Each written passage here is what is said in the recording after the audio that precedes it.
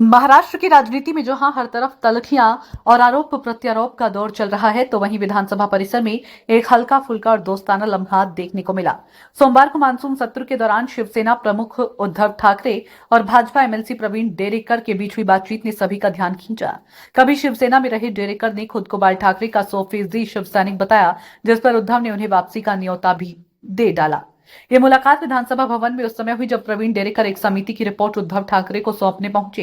Report आत्म पुनर्विकास परियोजना पर आधारित थी। इस दौरान बातचीत शुरू हुई और जल्द ही वह अनौपचारिक और हंसी मजाक में तब्दील हो गई। आसपास मौजूद दलों के कार्यकर्ता भी ये दृश्य देखकर मुस्कुराए बिना नहीं रह सके। बातचीत के लिए खुला दरवाजा। उद्धव ठाकरे ने बातचीत के दौरान डेरेकर से कहा कि अगर तुम्हारे प्रयास ईमानदार हैं तो मैं बात करने के लिए हमेशा तैयार हूं।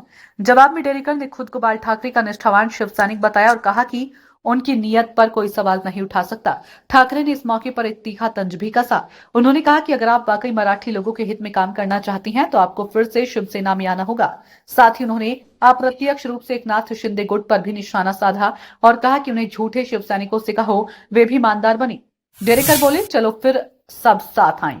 उद्धव के इस तंज को डेरेकर ने भी मजाकिया अंदाज में लिया और हंसते हुए कहा कि बिल्कुल चलो फिर सब मिलकर साथ आएं।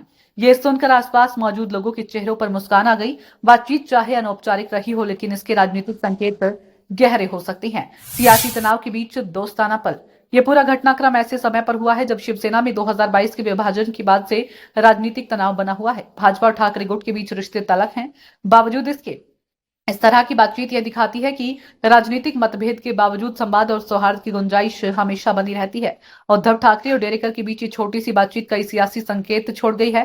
क्या ये महज एक संयोग था या भविष्य की गठजोड़ की कोई झलक? ये तो वक्त ही बताएगा, लेकिन इतना तय है कि महाराष्ट्र की राजनीति में जहां बयानबाजी और आरोपों का जोर है, तो वहीं ये मुलाकात एक नई चर्चा का विषय भी बन गई है। ब्यूरो रिपोर्ट, नई दिल्ली।